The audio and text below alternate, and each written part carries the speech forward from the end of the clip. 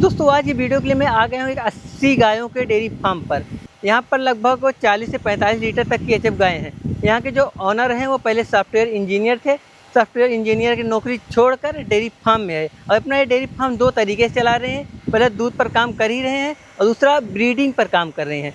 और ब्रीडिंग पर ऐसा काम कर रहे हैं जैसे कि एक महीने की जो बच्चियाँ होती हैं उनको 50 से 60 हज़ार में सेल करते हैं। और दूध पर बात करें तो अपना दूध को बोतल में पैक करके लखनऊ में सिटी में सेल करते हैं। और दूसरी बात और अपने दूध का पनीर खोया और घी भी बनाकर सेल करते हैं। आइए यहाँ के जो ऑनर हैं उनसे जानने का प्रयास करते हैं अपना डेयरी फार्म कैसे शुरुआत किए, शुरू में कितनी लागत आई और इस समय का जो डेयरी फार्म चल रहा है क्या लागत आ रही है, क्या कमाई हो रही है और अपना ब्रीडिंग कैसे कर रहे हैं, ब्रीडिंग में क्या क्या फ़ायदा है, सब कुछ जानते हैं। आइए यहाँ के ऑनर से मिलते हैं। सबसे पहले सर नमस्कार। नमस्कार सर, सबसे पहले आपका स्वागत है हमारे चैनल कृषि धारा में।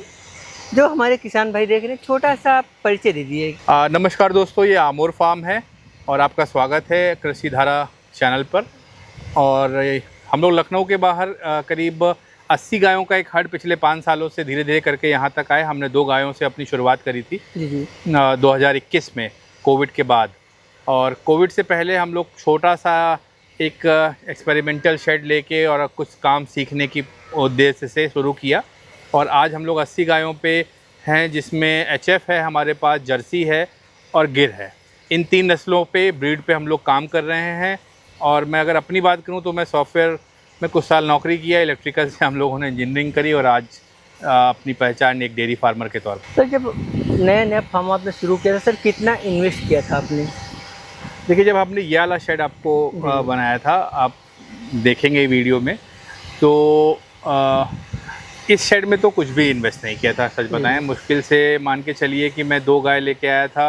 पास में सीतापुर में एक दीक्षित जी हैं, उनके यहाँ से, और वो 2 गाय और 2 गाय हमने लोकल में यहाँ से ली थी। फिर उससे सीखने के उद्देश्य से चीज़ें शुरू हुई और ये दिमाग में क्लियर था कि उससे पहले बहुत से अच्छे सफल किसानों के पास हम लोग गए थे, घूमा था, देखा था कि भाई कैसे एक कॉमर्शियल डेयरी फार्मिंग इंडिया में किस तरीके से हो रही है और जहाँ पे ये सफल है वहाँ पर क्यों सफल है, वो लोग ऐसा क्या कर रहे हैं।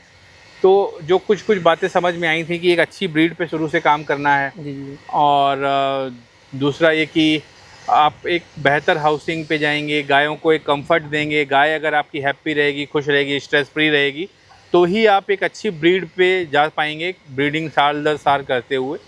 तो जो आपका सवाल है कि भाई आपने कितना पैसा शुरू में इन्वेस्ट किया, तो चूँकि फेज्ड मैनर में चीज़ें शुरू हुई हैं। लेकिन अगर मैं अपना शुरुआती वो बताऊं तो हम लोगों ने, अगर मैं इस शेड की बात करूं तो इस शेड में लगभग हमारे पास पहले 3 महीने में 6 गाय थी और ये शेड था। तो सब मिला के आप मान के चलिए कि इस शेड को बनाने में हमको करीब 8 लाख रुपए के आसपास खर्च हुआ था और 6 गायों को ख़रीदने में मान लीजिए 3 लाख का खर्च हुआ था और 1-2 लाख रुपए मशीनरी के। तो ये सब मिला के इस तरह से हम लोगों ने इस चीज़ों को शुरू किया। जब आपने डेयरी फार्म शुरू किया तो सर आप किस पर्पज़ से डेयरी फार्म शुरू कर रहे थे? देखिए, पर्पज़ ये था कि कॉर्पोरेट की नौकरी कर रहे थे लंबे समय से, फिर कुछ और भी पारिवारिक जिम्मेदारियां और बाकी चीज़ें रहीं जिनकी वजह से ये सोचा गया कि भाई अपना कुछ काम करना है। और अपने काम में एक ये काम ऐसा लगा जिसमें पूंजी धीरे धीरे निवेश की जा सकती है, क्योंकि उतनी थी नहीं। ठीक है, सभी के पास एक ही तरह का समस्या रहती, तो भाई लोन भी आप कितना लेंगे, कितना पैसा इन्वेस्ट कर देंगे। और दूसरा ये कि ये काम ऐसा है जिसको आप सीखते हुए आगे बढ़ सकते हैं। बाकी कामों में क्या है कि आप या तो पहले से परफेक्ट हों तो पैसा लगाइए या फिर इकट्ठा पैसा लगाइए और स्टाफ रखिए। ये काम है कि आप धीरे धीरे, जैसे हमने आपको बताया कि भाई पहले मैं 3 गायों से जो फूस के स्ट्रक्चर में हम लोगों ने शुरू किया, तो उससे सीखा, साल बिताया। साल बीतने से क्या होता है कि आपको गाय की रिक्वायरमेंट पता चलती है। कोई नहीं सिखाता है, सबसे ज़्यादा अगर आपको कोई चीज़ सिखाएगी डेयरी फार्मिंग में तो गाय खुद है। वो आपको बताएगी कि उसको क्या खाना है, वो बीमार होगी तो आपको उसकी दवा खोजनी पड़ेगी। तो आप धीरे धीरे सीखते हुए आगे बढ़ते हैं। एक बात मैं आपको ज़रूर, मतलब नए किसानों के लिए, नए भाइयों दोस्त जो इस फील्ड में आना चाहते हैं या हैं, डेटा ज़रूर रखिए। हम लोग चूँकि ऐसे वर्क एनवायरनमेंट से, वर्क कल्चर से आ रहे थे जहाँ पे हर बात को लिखना है, हर बात का डेटा स्टोर करना है, और उसका महत्व आपको आगे चल के समझ में आता है जब आप निर्णय लेने की स्थिति में होते हैं कि भाई ये गाय अच्छी है हमारी फार्म की, या वो गाय अच्छी है, ये सीमन ने अच्छा परफॉर्म किया कि उस सीमन ने कौन सा फीड अच्छा था, मौसम कहाँ ऊपर नीचे हुआ तो कैसे प्रोडक्शन ऊपर नीचे हुआ, सारा कुछ डेटा से आपके सामने आता है। डेटा का मतलब आप रोज़ गाय का कितना, कौन सी गाय रोज़ दूध कर रही है वो नोट करिए, कितना खर्चा हो रहा है वो नोट करिए, और कौन सी गाय किस सीमन से पैदा हुई, किसका बच्चा कहाँ है, किसने कौन कौन सी दवा, गाय का पूरा इतिहास। अब जैसे आपको मैं बताऊं कि जो हमारे यहाँ पैरावेट आते हैं वो एक डायरी रखी हुई है, जो इलाज उन्होंने किया वो अपने हाथ से उस पर लिख के जाएंगे।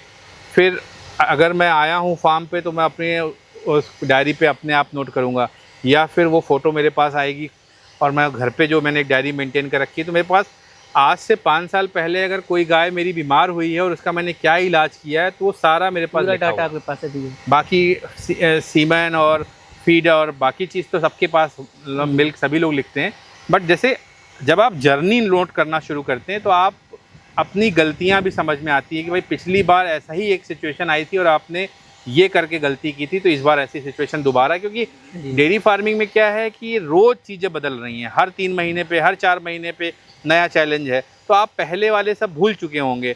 जब आप लिख के चलेंगे तो बहुत कुछ आपको उसमें एक हेल्प मिलेगी। वही काम आगे ब्रीडिंग में भी काम आता है। बिल्कुल। जी। आप ब्रीडिंग मतलब खाली सीमन अच्छा खरीद के गाय को इंसेमिनेट कर देना नहीं है, मतलब आप ये देख पाएंगे कि भाई इसकी माँ क्या थी। मान लीजिए आज मैं लेट से कि मैं अपनी एक 59 नंबर काऊ है जिसके लिए सीमन सेलेक्ट करना है, तो उसकी प्रक्रिया में कैसे क्या अपनाता हूँ। ये 59 नंबर है, इसकी माँ कौन थी, उसकी माँ ने वो कब कब बीमार हुई, उसको कैसी कैसी बीमारियाँ हुई, ठीक है, उसका लेग स्कोर क्या था, उसका आर्डर प्लेसमेंट क्या था।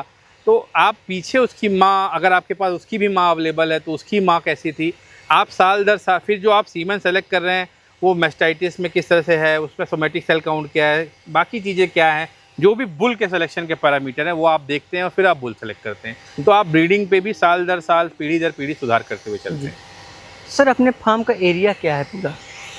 देखिए हमने अपने पूरे जो मेरा यहाँ पे काफ़ी और भी खेत हैं, मतलब काफ़ी तो नहीं, बट ये है कि चारे वाले इलाके को मैं नहीं मानता हूँ डेयरी के अंदर। टोटल मिला जो डेयरी, जो आप ये सागौन के पेड़ देख रहे हैं चारों तरफ, ये लगभग 12 यहाँ पे कच्चा बीघा चलता है। अगर मैं एकड़ में बात करूँ तो ये 2 एकड़ जमीन है। 2 एकड़ है। हाँ, देखिए 2 एकड़ में आपका 2 एकड़ में हमारे शेड हैं, हमारा प्रोडक्शन का जो पूरा इलाका है जहाँ पे हम घी बनाते हैं या जो बाकी प्रोसेसिंग करते हैं वो है, फीड का स्टोरेज है, भूसे का स्टोरेज है, और एक बेसिक हरा चारा इसी 2 एकड़ के अंदर हम लोगों ने, आप नेपियर है इधर, उधर बाजरा है, और साइलेज के पिट्स हैं हमारे, वो इसमें है। ये जगह हमें कम पड़ती है लेकिन ये है इतनी है। अब आइए आपका फार्म देखते हैं, फिर उसके बाद अच्छी जानकारी लेते रहते हैं। जैसा आप देखते हुए धन्यवाद। तो सर जब आपने शुरू किया था तो कहाँ पर फार्म बनाया था, कितना एरिया में बनाए थे? सर देखिए शुरू किया वो तो ये आपके सामने ही अभी टूट भी चुका है, क्योंकि इसको हमको पूरा तोड़ना है नए शेड के लिए, तो इसका अभी ये इस्तेमाल दूसरी तरीके से हो रहा है। तो यहाँ से हम लोगों ने शुरू किया और यहाँ करीब 6 एनिमल से हम लोग ने शुरू किया था, और उसको करीब हमारा 8 महीने का, मतलब 6 महीने का प्लान था कि 6 महीने रखेंगे, बट कोविड की वजह से थोड़ा ज़्यादा रखा। 2019 के लास्ट में लाए थे और 20 तक लगभग इसमें हमने रखा और सीखा। तो उससे हम लोगों को क्या मदद मिली कि भाई गाय के फीडिंग का कहाँ से ख़रीदना है, इलाके में पैरा वेटनेरियन कौन सा अच्छा है, सीमन कहाँ से आएगा, सीमन सिलेंडर अगर मैं रखा हूँ तो उसमें गैस कब आती है, कौन लाता है। तो कम गाय रख के, कम चैलेंजिंग गाय रख के हम लोगों ने सीखा, और उससे जब एक बेसिक गलती ना करने की गुंजाइश जब पैदा हो गई कि भाई बहुत बेसिक गलतियां नहीं होंगी, भाई हमने सीमन खरीद लिया लेकिन गैस के लिए मारे घूम रहे हैं, वो नहीं हुआ, हमारे पास गैस वाला फिक्स हो गया, बाकी चीज़ें सब सही हो गई, तो फिर हम लोगों ने इस शेड को इधर बनाया। तो सर अपने फार्म का क्या साइज वगैरह है, क्या रखे हैं साइज वगैरह शेड का? जी पहले तो ये वाला जो बताया मैंने आपको ऐसा रहा, उसके बाद फिर हम लोग इस जब शेड में आए तो इसकी जो चौड़ाई है वो 80 फीट है जी, और लंबाई इसकी 60 फीट है। 60 फीट जी। और ऊंचाई कितना रखें सर? ऊंचाई सेंटर पे ये करीब 17 फीट है जी, और आइडियली इसको होना चाहिए 22 से 25 फीट, वो कम था उस समय, हमको उतनी जानकारी नहीं थी जी, तो ये कम है थोड़ा, लेकिन हमें दिक्कत नहीं हुई। इधर जो आप इधर बना रहे हैं इसका शेड का हाइट तो बहुत ज़्यादा है, जैसे उससे ज़मीनी करीब 3 फीट ऊपर है, और फिर ये लगभग इसका सेंटर हम लोग ले रहे हैं जो वो करीब 25 फीट के आसपास ले रहे हैं, तो ये इस साइड से काफ़ी ऊंचा हो जाएगा। ऊंचा करने का कोई मतलब उसमें ये नहीं है कि हमको कोई वो कोई टोटका है। ऊंचा करना इसलिए ज़रूरी है क्योंकि जब भी अगर हल्की सी भी हवा इलाके में चलेगी तो ऊंची जगह पे सबसे पहले वो वही। आके वेंटिलेट कर देगी यानी कि इलाके को। गर्म हवा अंदर ना के बराबर रुके, अंदर ऊपर- की गर्म हवा ही बाहर निकालना है, बाकी सब का शेड का हवा, पंखा, स्प्रिंकलर, इसका कोई और उद्देश्य नहीं है। जी। क्योंकि एचएफ हम लोग पाल रहे हैं और एचएफ गर्मी को मानती है। और जिस समय आप वीडियो शूट कर रहे हैं, आज अगस्त शुरू हो गया है और आप ये समझिए कि अगस्त का महीना सबसे कठिन महीनों में से है डेयरी फार्मिंग में। जुलाई, अगस्त और सितंबर, उमस भी है और गर्मी भी। हाँ, इसमें उमस भी है और गर्मी भी। जी। गाय जो है वो लू में फिर भी ठीक रहती हैं, लेकिन गर्मी में मतलब जब उमसता है तब फिर नहीं झेलता हमसे।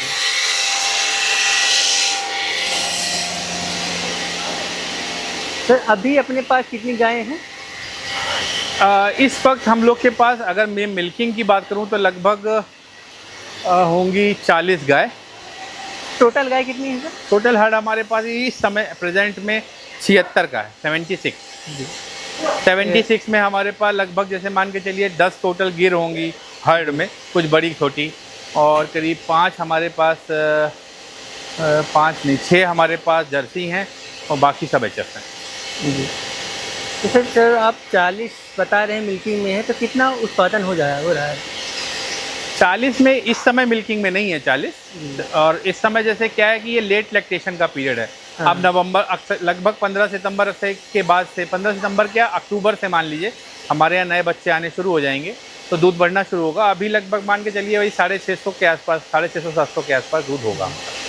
तभी पीक टाइम पर आपका कितना 1100 के आसपास चला जाता है। 1100 तक। तो दूध को क्या करते हैं आप? दूध हमारा लखनऊ जाता है, बॉटल में पैक करते हैं और सुबह सुबह वो बॉटल से लखनऊ में निकल जाता है। तो सर आप इतना इन्वेस्ट करके जो है लखनऊ भेज रहे हैं, या किसी सेंटर, किसी मिल्क कलेक्शन सेंटर वगैरह में नहीं दे सकते हैं? देखिए वो सबसे आसान ऑप्शन है। जी। अगर आपको दूध मतलब डेयरी में अगर आप गायों के ऊपर पैसा खर्च करना चाहते हैं, सीमन में खर्च करना चाहते हैं, फीड में, गाय के कंफर्ट पे पैसा खर्च करना चाहते हैं तो आपको पैसा कहीं ना कहीं से कमाना पड़ेगा। जी। आप 40 रुपये में दूध डाल के या 35 रुपये में, 38 रुपये में दूध डाल के अगर आप ये समझें कि आप बहुत अच्छा फीड खिला लेंगे, आप ब्रीड पे भी काम कर लेंगे तो संभव नहीं है। जी। तो हम लोग रिटेल इसलिए करते हैं क्योंकि हम शहर के नज़दीक हैं और वहाँ एक मार्केट है जहाँ हमको 75 रुपये लीटर हमारा दूध चला जाता है। 75 रुपये जी, लीटर? 75 रुपये लीटर बॉटल में जाता है। ठीक है, अब आप मान के चलिए अगर 75 जा रहा है और हमारा बॉटल में भरने का खर्चा और सारा वहाँ भेजने भाजने का खर्चा सब मिला के मैं 20 रुपये भी मान लूँ जी। तो 55 रुपये हो गया हमारे पास जो हमको मिल रहा है यहाँ पे। जी। और अगर यही दूध उठा के मैं डेयरी पे डालूंगा तो मुझे 40 ही मिलेगा, तो मैं अपने 15 रुपये का नुकसान क्यों करूँ? वही 15 रुपये बचा के मैं अच्छी फीडिंग करा सकता हूँ, मैं अच्छा सीमन खरीद सकता हूँ। तो अगर आप डेयरी फार्मिंग कर रहे हैं तो खाली एक अच्छी ब्रीड पालना या बार बार ब्रीडिंग का बहुत साउंड होने लगा है, जिसको देखो सब कहता है ब्रीडिंग करिए ब्रीडिंग करिए। भाई ब्रीडिंग किसान कहाँ से करे? उसमें लगता है पैसा। जी। ठीक है, आपको महंगा सीमन खरीदना है, आपको बार बार पैरावेट बुलाने हैं, आपको अगर मान लीजिए सिंक्रोनाइजेशन में ले रहे हैं तो आपको मेडिसिन का खर्चा आएगा आपके पास। तो आप इसको इस तरह से समझिए कि अगर आप पैसा दूध से नहीं कमाएंगे तो कैसे होगा? और दूसरी बात सर, बच्चों को तैयार करने के लिए उसमें भी हाँ, दूध वो लगने बच्चा लगे। लाइबिलिटी है 2 साल तक आपके लिए। जी। भाई 2 साल वो बैठ के खाएगा। शुरू के 1 साल 1 महीना मतलब 13-14 महीने आप उसको हीफर स्टेज में पालेंगे, फिर उसको इंसेमिनेट करेंगे, फिर 9 महीने की प्रेगनेंसी। तो लगभग 2 साल के बाद कोई बच्चा पैदा होने के 2 साल बाद जाके वो प्रोडक्शन पे आता है, कुछ पैसा अर्न करेगा। तो आप वो 2 साल तक उसको बैठ के खिलाएंगे तो वो पैसा भी आपको इन्हीं गायों से निकालना है जो मिल्किंग कर रही हैं। तो इसलिए मिल्क के रेट के लिए आपको ही मेहनत करनी पड़ेगी। अगर मान लीजिए आपके इलाके में वो मिल्क का रेट नहीं मिल पा रहा है डेयरी से, तो आप कुछ वैल्यू एडिशन करिए, घी बनाइए, पनीर बनाइए, मट्ठा बनाइए, दही बनाइए, खोया बनाइए, कोई बर्फ़ी बनाइए, मिठाई बनाइए। वो क्या बनाएंगे वो आप जानिए, ठीक है? क्योंकि आपका इलाका क्या है, आपके यहाँ की मार्केट क्या है, आपकी डिमांड क्या है, वो आप बेहतर समझ रहे आपके हैं। बेटा कोई नहीं समझ सकता। बिल्कुल। जी। तो जैसे कि आप दूध पर ही काम कर रहे हैं, उसके साथ साथ ब्रीडिंग पर काम कर रहे हैं, जैसे एक बच्चे को तैयार करने में कितना इन्वेस्ट हो जाता है सर? देखिए, अगर सीधा एक लाइन में जवाब देना हो तो लगभग एक गाय को 2 साल तक बैठा के खिलाने का जो खर्चा है, उसको इंसेमिनेट करने का जो सीमेन का खर्चा है, मेडिसिन का खर्चा है, वैक्सीन का, डिवॉर्मिंग का, फीड का, लेबर का, बाकी जो और खर्चे हैं वो सारे अगर आप जोड़ेंगे तो लगभग 1,50,000, 1,20,000 से 1,50,000 तक आपका एक गाय में पैदा होने से लेके और उसका दोबारा बच्चा देने तक में खर्च हो जाता है। लेकिन अब ये 1,50,000 अगर आप खर्चा करना है आपको या नहीं करना है, ये कॉल आप कब लेंगे? ये कॉल आप तब लेंगे जब आप एक ऐसी गाय का बच्चा पालने के लिए जा रहे हैं जो 20 लीटर दूध कर रही है। तो उसका बच्चा मैं नहीं सजेस्ट करूँगा कि आप पालने जाइए, क्योंकि जब हम लोगों ने डेयरी फार्मिंग शुरू करी तब आप मान के चलिए एवरेज गाय ढूंढने निकलिए तो 20-25 लीटर की मिलना बहुत मुश्किल थी। आज से 6 साल पहले, 7 साल पहले, यूपी की मैं बात कर रहा हूँ। ठगने के चांस ज़्यादा थे, मंडियों में ऐसे जानवर नहीं थे, बड़े बड़े फार्मर्स ऐसे नहीं थे जो आपको इस तरह का गाय प्रोवाइड कर दें। लेकिन अगर आज की डेट में आप थोड़ी भी मेहनत करते हैं, थोड़ा प्रयास करते हैं, आसपास ढूंढते हैं, तो आपको 25 से 30 लीटर का एनिमल मिल जाएगा। तो 30 लीटर के एनिमल में अगर आप एक अच्छा सीमन लगा के एक बछिया पैदा कर रहे हैं तो आप ये मान सकते हैं कि भाई 30 से तो ऊपर ही जाएगी वो, ठीक है, और नहीं ऊपर जाएगी तो 30 तो रहेगी। तो पहले भी आज की गाय आपके पास आ जा रही है। तो मेरा कहना है कि ये निर्णय भी ज़रूरी है कि आपको कौन सी बछिया पालनी है और कौन सी बछिया नहीं पालनी है, क्योंकि अगर आप 1.5 लाख खर्च करने के बाद एक ऐसी गाय पैदा कर रहे हैं जो कि मार्केट में 1.25 लाख की मिल जानी है, तो इसका मतलब है कि आप नुकसान पे हैं। लेकिन अगर 1.5 लाख खर्च करके आप ऐसी गाय पाल के बड़ा कर ले जा रहे हैं जिसकी मार्केट की कीमत कम से कम 2 लाख रुपए है, तो आप 50,000 रुपये पहले दिन से प्रॉफिट में हैं, वो आपका एसेट हो जाएगा। और तो ये निर्णय किसान अपने आप ले कि भाई मैं कौन सी गाय के बच्चे को पालूंगा और कौन सी गाय के बच्चे को मैं बेच दूं। जैसे मैं हूँ, मैं अगर कोई बच्चा सेल कर रहा हूँ तो इसलिए नहीं सेल कर रहा हूँ कि मेरे लिए वो ख़राब बच्चा है, मेरे लिए वो एक्स्ट्रा बच्चा है, क्योंकि हमने वो जर्नी पूरी कर ली 6-7 साल 8 साल। आज की डेट में मेरे पास कोई भी बच्चा जो पैदा होगा वो 30 लीटर से कम का नहीं है फर्स्ट लैक्टेशन का। लेकिन अब मैं जो हूँ 12 बच्चे 13 बच्चे से ज़्यादा नहीं पाल सकता हूँ। तो अगर मान लीजिए किसी साल ऐसा हुआ कि मेरे सारे कन्वेंशनल सीमेन, जैसे पिछले 2023 का मुझे याद है, लगभग मान के चलिए 13 कन्वेंशनल सीमेन में से 11 बच्चियाँ पैदा हुई थी जी। तो अब मैं 11 बच्चियाँ मैं क्या करता हूँ, उनका तो सेल करना है जी। तो वो हम लोग के लिए निर्णय आसान है, लेकिन किसान के लिए कठिन है कि अगर आपके पास ऐसा पशु नहीं है जिसके बच्चे पालने हैं आपको आगे, तो आप मत पालिए। तो दूसरी बात आती है फीडिंग पर, आप अपने पशुओं को क्या क्या खिलाते हैं? देखिए बेसिक चार चीज़ें होती हैं एनिमल फीडिंग में। एक हो गया कंसनट्रेट फीड, जैसे कि अलग अलग फीड आते हैं, जैसे हम लोग माँ डेयरी का फीड इस्तेमाल करते हैं, या और कंपनियां आ गई, जैसे मान लीजिए डीहूज़ का हो गया, या कपिला सस्ता फीड में बात किया जाए तो जो एक तो इसको कंसनट्रेट फीड बोला गया जी। तो ये कंसनट्रेट फीड हो गया, इसमें अलग अलग तरीके के दाने हैं, खल हैं और सीरा है, ये सब इसमें आ गया, मिनरल मिक्सचर्स हैं और जो माइक्रो मैक्रो न्यूट्रिएंट्स हैं वो सब आपके कंसनट्रेट फीड में कंपनियां क्लेम करती हैं कि हमारे कंसनट्रेट फीड में ये सब है जी। दूसरा हो गया हरा चारा, ठीक। अगर आपके पास बहुत ही अच्छी मात्रा में हरा चारा उपलब्ध है तो मैं कहूँगा भाई 30 लीटर तक की गाय आप पाल सकते हैं जी। लेकिन अगर आप 30 से ऊपर जा रहे हैं तो हरे चारे से बात नहीं बनेगी, आपको साइलेज भी रखना पड़ेगा। साइलेज खरीदने में बहुत महंगा है, खुद बनाने में सस्ता है, या कह लीजिए कि थोड़ा झंझटी काम है, लेकिन साल भर के लिए आपको फुर्सत कर देता है। भाई हम लोग जो है एक पिट में लगभग 5 से 7 दिन लगाते हैं, वो 5 से 7 दिन मतलब लड़की के ब्याह जैसा रहता है हम लोगों के यहाँ माहौल। आप ये समझिए कि जो 50-50 आदमी का खाना बनेगा, 4-4 5-5 ट्रैक्टर लगे हैं, ट्रॉली लगे हैं। आइए साइलेज देख लेते हैं फिर कैसे आप बनाते हैं पिट वगैरह। साइलेज तो थोड़ा दूर है, तो हम लोग साइलेज पिट पर आ गए, जहाँ पर सर का साइलेज है, यहाँ पर एक पिट है, दूसरा पिट वहाँ पर है। अपने भी साइलेज की बात ही कर रहे थे, तो साइलेज आप कब बनाते हैं, कितनी मात्रा में बनाते हैं, कौन सी फसल बनाते हैं, इस पर थोड़ा सा बात कर लेते हैं। देखिए साइलेज का क्या है सोमेश जी, हम लोग जिस इलाके में हैं यहाँ पर लखनऊ के बाहर, ये हरदोई का और सीतापुर का बॉर्डर लग जाता है, यहाँ पे अच्छा मक्के की फसल होती है जी। और 2 बहुत बेहतरीन फसलें हैं यहाँ मक्के की। एक हम लोग को हार्वेस्ट होती है लगभग मान के चलिए मई अप्रैल, जो जल्दी लगाते हैं वो अप्रैल में, अप्रैल मई जब गेहूं कटता है उस समय, उसी समय भूसा हमारे पास आ रहा होता है और उसी समय हमारा साइलेज आ रहा है। तो ये दोनों पिट आप जो देख रहे हैं बने हुए, ये उसी समय के हैं। हमने 3 पिट बनाए थे, एक छोटा बनाया था वो जल्दी ख़त्म हो गया, वो इसलिए बनाया था कि बारिश भर वो चलेगा, ठीक है, लेकिन वो लगभग हमारा ख़त्म होने की कगार पे है, ठीक। तो अब आप ये समझिए कि जो मई जून वाला मक्का है वो तब हम लोग उसको बना लेते हैं। उसके बाद कुछ लोग बारिश वाला मक्का लगाते हैं वो भी फसल हम लोग को अच्छे से मिल जाती है, और वो लगभग कटता है सितंबर के आसपास जाके। तो सर किसान से आप फसल को कितने रेट में खरीदते हैं, कितने में पड़ता है आपको? ये अलग अलग रेट पे किसान हम लोग से जुड़े हुए हैं। जैसे शुरू में था हमने बहुत मतलब सस्ता भी मिल जाता था, लेकिन धीरे धीरे क्या हुआ कि इस बात को समझा गया कि किसान के पास पैसा नहीं बचेगा जी तो वो हमारे लिए क्यों पैदा करेगा, और अगर हम खुद पैदा करने जाएंगे तो हम गायों से अपना जो हमारा स्टाफ है, मैं खुद, हम अपना फोकस जो है गायों से शिफ्ट कर देंगे मक्के की तरफ। जी तो अभी जाके ये समझिए कि एक एवरेज रेट हम लोग पकड़ के चलते हैं कि हमको 3 रुपये किलो यानी 300 रुपये क्विंटल हमको मक्का किसान को देना है पैसा। यानी कि हार्वेस्ट करा कर या नहीं एकदम जीरो, जी फिर से खड़ी फसल का 300 रुपये उसको देना है। वहाँ से आपका हार्वेस्टिंग, उसके बाद हम उसको कट करेंगे या किसान कट करेगा, फिर उसमें उसके अगर किसान कट करेगा तो उसका कुछ पैसा किसान को मिलेगा, हम कट करेंगे तो हमारी जेब पे आएगा।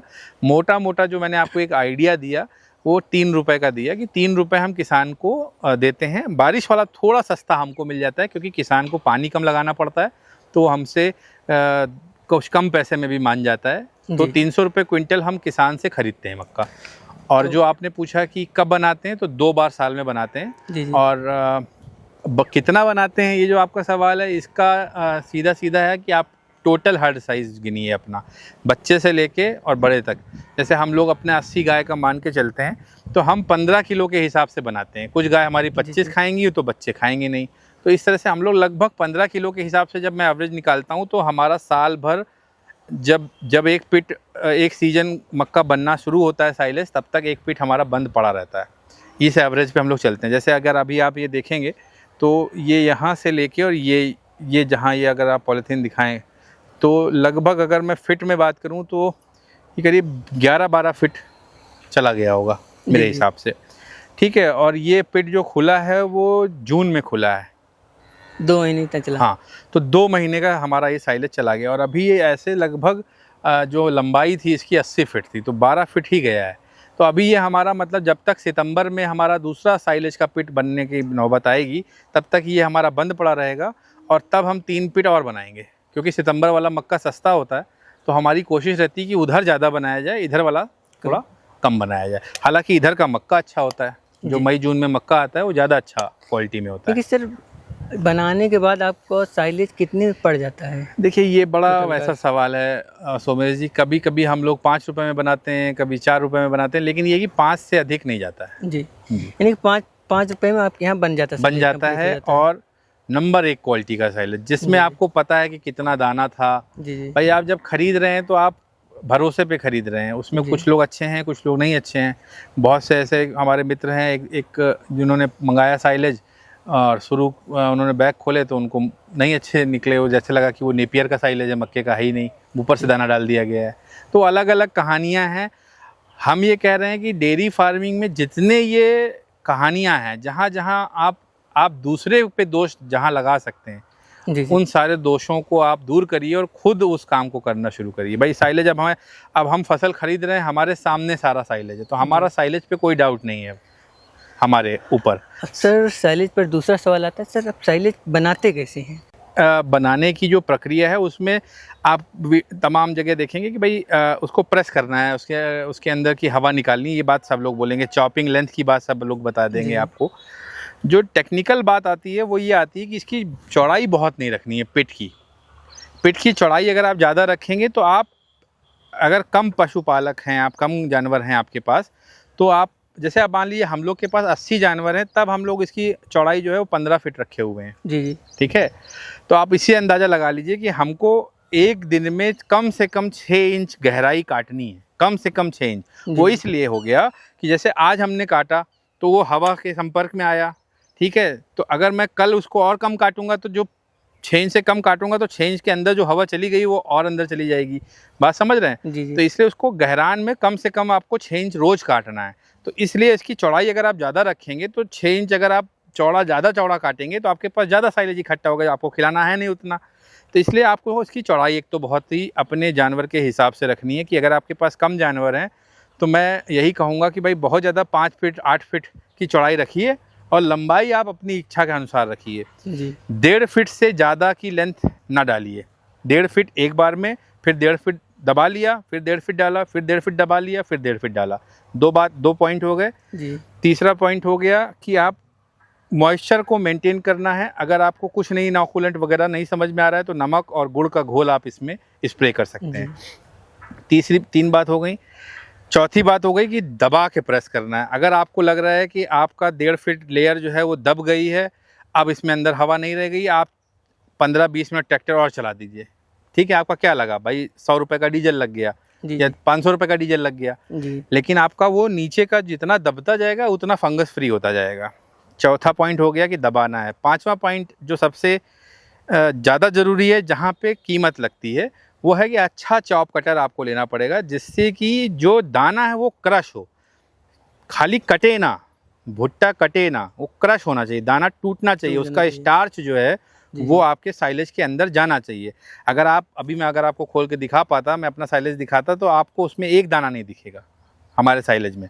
वो सारा दाना जो है वो फर्मेंट होकर स्टार्च में कन्वर्ट होकर वो अंदर चला गया, जी मिक्स हो गया उसी में। तो 5 पॉइंट मैंने बताया आपको। अच्छे से प्रेस करना है, चौड़ाई कम रखनी है, और 1.5 फीट से ज़्यादा एक बार में नहीं दबाना है। इनॉकुलेंट नहीं है तो नमक और गुड़ का घोल डालिए, अगर मॉइस्चर कम आपको दिख रहा है तो। बाकी इसको अच्छे से दबाइए, प्रेस करिए, ऊपर पॉलीथीन डालिए, पॉलीथीन के ऊपर एक लेयर मिट्टी की डाल के फिर पॉलीथीन डाल दीजिए और निश्चिंत हो जाइए। इसमें और कोई रॉकेट साइंस नहीं है, हर कोई बना सकता है, कोई भी इंसान बना सकता है। छोटे से छोटे छोटे से बना छोटा, सकते बड़े से बड़ा। हैं। जी अगर आप बहुत छोटा है तो आप ड्रम में बना लीजिए, जी आप गड्ढा खोद के उसमें दबा दीजिए, बस पानी नहीं आना चाहिए। इसके एक ही विज्ञान है कि इसके अंदर हवा नहीं रहनी चाहिए, हवा नहीं रहनी चाहिए और हवा नहीं रहनी चाहिए, और कोई विज्ञान नहीं। जैसा कि हम लोग सर का साइलेज देख लिए, अब फीड पर बात कर लेते हैं। सर कौन कौन सा फीड आप खिलाते हैं हाँ, और उसकी कास्ट क्या पड़ती है? देखिए, जो फीड है वो 4 पार्ट में मोटा मोटा बटा होता है। जैसे एक कंसनट्रेट फीड हो गया। कंसनट्रेट फीड मैं और उसको आसान भाषा में बता दूं तो दाना हो गया, दर्रा हो गया, अलग अलग है, उसमें चावल का दर्रा है, मक्के का दर्रा है, उसमें अलग अलग खल हैं, कपास की खल है, सरसों की खल है, बिनौला की खल है, और मैक्रो न्यूट्रिएंट्स हो गए और माइक्रो न्यूट्रिएंट्स हो गए। तो इस तरह से अलग अलग आपके फीड में, कंसनट्रेट फीड में अलग अलग चीज़ें हो गई। जी तो एक हो गया कंसनट्रेट फीड, जो कि हम लोग माँ डेयरी का यूज़ कर रहे हैं। जैसे अगर माँ डेयरी कोई नहीं जान रहा है तो जैसे कपिला वगैरह आ गया, उसको कंसनट्रेट फीड बोल रहे हैं। तो कंसनट्रेट फीड हो गया, भूसा हो गया, हरा चारा हो गया, ये 3 बेसिक फीड हैं। जी जी अगर आप 30 लीटर से कम की जानवर पाल रहे हैं तो आप हरे चारे पे उसको सर्वाइव करा सकते हैं, लेकिन अगर आप 30 लीटर से ऊपर का एनिमल पाल रहे हैं तो आप उसको साइलेज की ओर लेके जाएंगे ही जाएंगे। साइलेज के बारे में हम लोग बात कर ही चुके जी। हैं। तो 4 तरह का ये चारा हो गया, जिसमें हरे चारे की कीमत तो आपकी अपने खेत और बाकी चीज़ों पे निर्भर करती है। मुझे लगता है 1 रुपये के आसपास लागत आती है किलो पे जी हरे चारे की। और भूसे की इस साल हम लोग लगभग 8 रुपये में 800 रुपये क्विंटल के आसपास हम लोगों ने भूसा स्टोर किया सीजन पे। जी और साइलेज लगभग मान के चलिए 5 रुपये किलो के आसपास का साइलेज पड़ता है। पड़ता है। और अगर मैं कंसनट्रेट फीड की साल भर की बताऊं तो लगभग 30 रुपये किलो के आसपास आप उसको मान लीजिए। और कंसनट्रेट फीड क्या है कि अलग अलग लाइफ पीरियड में गाय के अलग अलग कंसनट्रेट जाता है। जैसे कि मान लीजिए अगर कोई गाय, मैं उसकी अगर जर्नी की बात करूं, आज किसी गाय ने बच्चा दिया जी जी तो आज से 30 दिन फ्रेश फीड चलेगा, फ्रेश काऊ फीड चलेगा, और उसके बाद वो हाई मिल्किंग फीड पे आ जाएगी।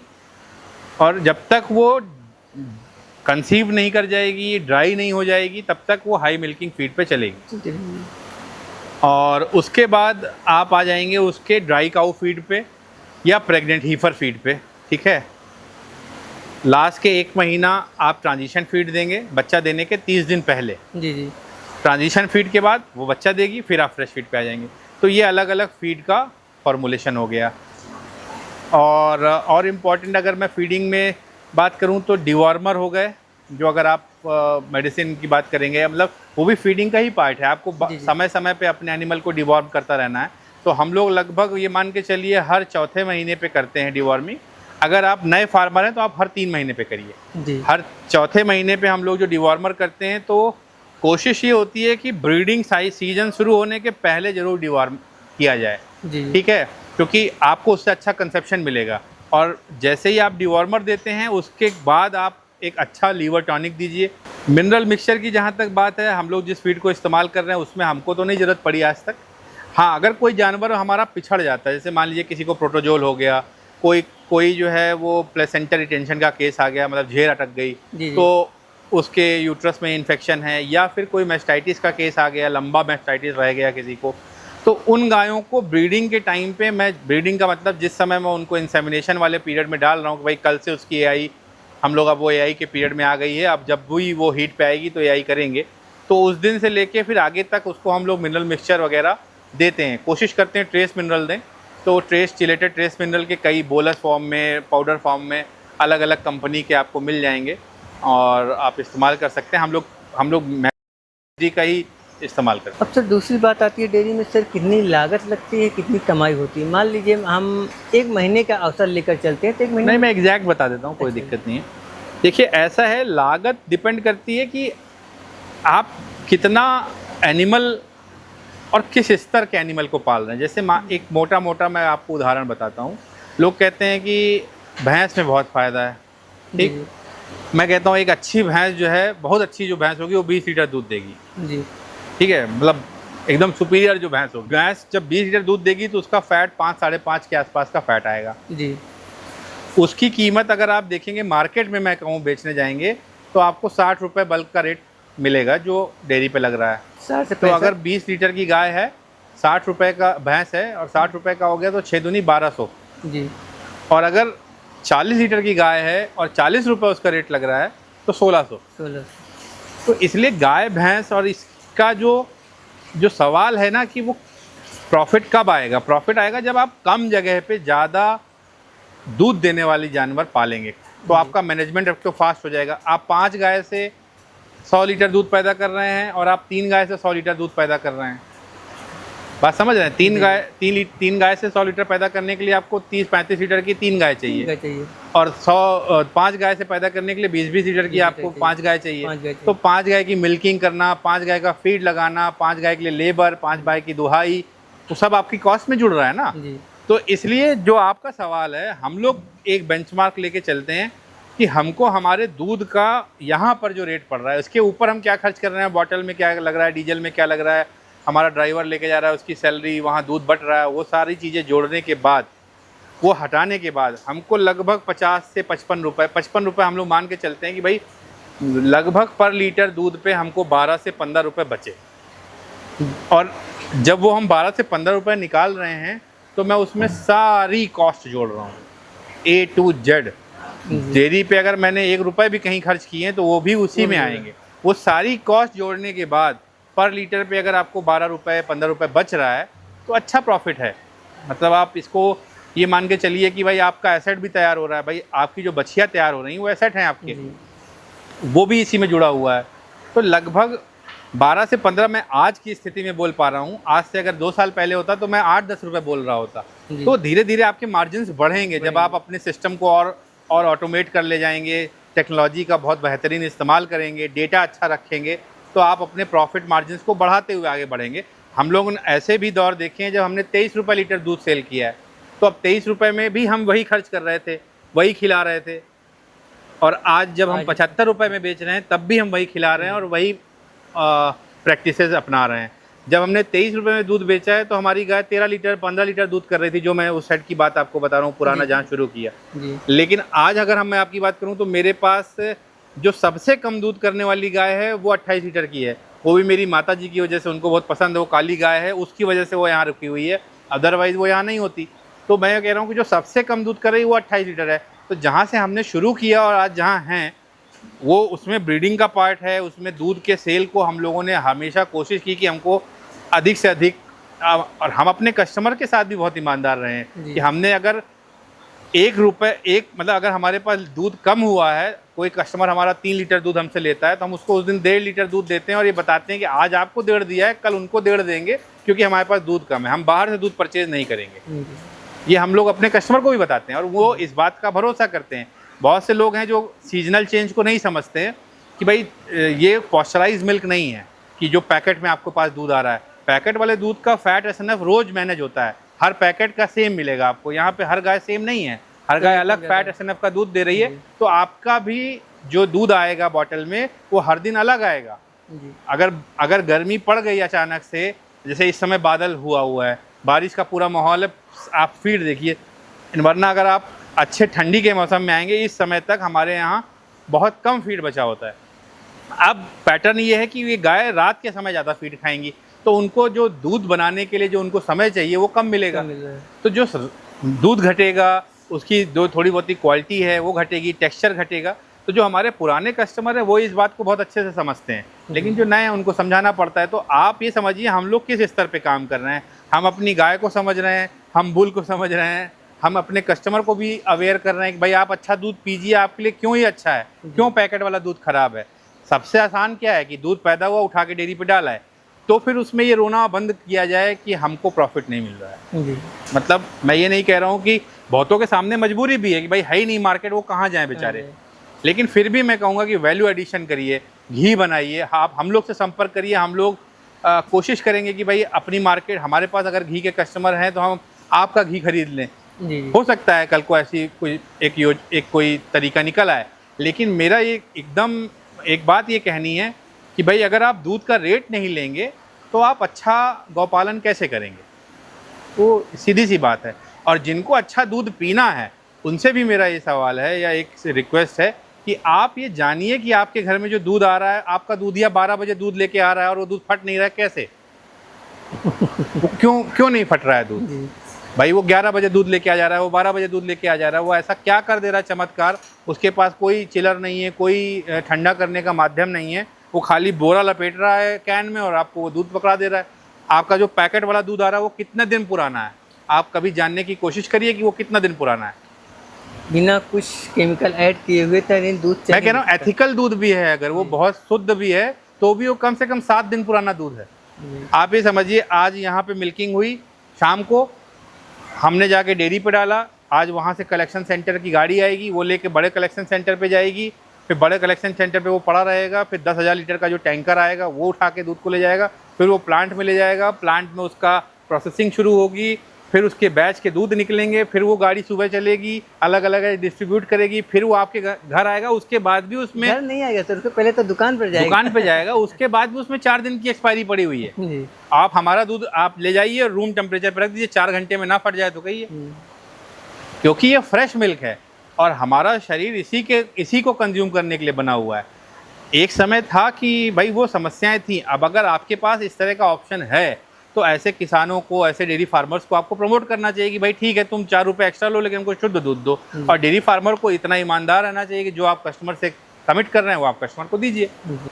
तब भी सर महीने में क्या बचत हो जाती है आपके फार्म से? महीने की बचत देखिए डिपेंड करती है दूध की। मैंने आपको दूध का बता दिया कि हम लोग कोशिश करते हैं 12 से 15 रुपए पर लीटर हमारे पास बचे। अगर मान लीजिए आज हमारा 600 लीटर दूध हो रहा है और 10 रुपये बच रहा है तो 6,000 रुपये बच रहा है। जी ये है। बाकी इसके बाद गोबर हमारा सेल हो जा रहा है। आगे हम लोग गोबर गैस प्लांट पे जा रहे हैं, स्लरी आएगा, स्लरी सेल होगा। घी हम लोग बनाते हैं, घी सेल होता है। बल्क के ऑर्डर, जैसे अभी शादी का सीज़न आएगा तो दही जो हम लोग घी बनाते हैं उसका जो दूध मट्ठा निकलता है वो हमारे बिक जाता है अच्छे रेट पे। वो सारी चीज़ें हटाने के अलावा मैं केवल दूध का रेट बता रहा हूँ। अगर मैं 600 लीटर दूध पैदा कर रहा हूँ और उसमें 10 रुपये भी बचा रहा हूँ तो 6,000 रुपये हमारा आप मान के चलिए कि प्रतिदिन का बचत है। यानी कि इसमें लेबर कास्ट वगैरह सब A to Z। मेरा अपना पेट्रोल का खर्चा भी इसमें जुड़ा हुआ है। और इसे साल का लेकर चलें तो कितना टर्नओवर हो जाता है आपके फार्म पे? देखिए इसको तो वही है कि आप खुद भाई 600 गुणे 12 गुणे 10 हो गया टर्नओवर। ऐसे नहीं निकलता है टर्नओवर। टर्नओवर में देखिए गाय का सेल भी डिपेंड करता है। गाय हम लोग जैसे 20 से 22 गाय हर साल लगभग हम लोग सेल करते हैं, तो गाय का जो पैसा आया वो भी टर्नओवर है। गोबर बेचेंगे वो भी टर्नओवर है। हमारे मान लीजिए बाकी जो जहाँ पे हम अपने खेत में भूसा के गेहूँ बोते हैं तो गेहूँ बेचते हैं वो भी टर्नओवर है। तो वो बहुत चीज़ें बटी हुई हैं। अगर केवल दूध की बात की जाए तो वो मैंने आपको एकदम क्लियर पिक्चर बताई है कि एक किसान को किस तरीके से आगे अगर आपका शुरू में 5 रुपये बच रहा है तो आपकी ये कोशिश होनी चाहिए कि हमारा दूध अगर 55 रुपये में जा रहा है तो 58 में जाए और हमारा 2 रुपये और बचना शुरू हो। और आप इस तरफ भी कॉस्ट कटिंग करना शुरू करिए कि अगर आपका साइलेज 9 रुपये में आप खरीद रहे हैं तो आप 5 रुपये में बनाइए साइलेज। आप भूसा अगर सीजन के अलावा 1,000 रुपये में खरीद रहे हैं तो कोशिश करिए कि सीजन में 500 रुपये में खरीदिए, 600 रुपये में खरीदिए। आपके पास अगर अपनी ज़मीन है या आप खुद मेहनत कर सकते हैं, लीज पे लेके आप गेहूँ बोइए, गेहूँ को बेच के भूसा खरीद लीजिए। बहुत से तरीके हैं अपनी कॉस्ट को कट करने का और अपनी सेल को बढ़ाने का। सेल रेट को बढ़ाइए, कॉस्ट को कट करिए और फिर अच्छे से फार्मिंग करिए। सर लास्ट प्रश्न और है सर, आप क्या क्या परेशानियाँ आती हैं डेयरी फार्म में? देखिए, डेयरी में सबसे बड़ी जो हम लोग के स्तर पे परेशानी आती है वो लेबर की है। जी जी बिल्कुल। बाकी देखिए ऐसा है कि बाकी परेशानी जैसे अब रूरल इलाके में है, आंधी चली और पता चला किसी सब स्टेशन का तार गिर गया, ठीक, तो पता चला 6-6 दिन लाइट नहीं आ रही, तो डीजल कॉस्ट बढ़ जाती है। जी ठीक है, अब गर्मी का समय है, इस समय हम लोग डेयरी फ़ैन बंद ही नहीं कर सकते, 24 घंटा डेयरी फ़ैन चलने हैं, तो अगर लाइट नहीं आई है 6 दिन तो 6 दिन डीजल चलेगा। तो हम लोग के स्तर पे तो परेशानियाँ बदल गई हैं। अब हमारी परेशानी गाय नहीं है, ठीक है। जैसे अगर मान के चलिए मैस्टाइटिस है, लोगों को बहुत थनैला परेशान करता है, आप फीड पकड़ के चलिए, आप फीड को बहुत जल्दी जल्दी मत बदलिए।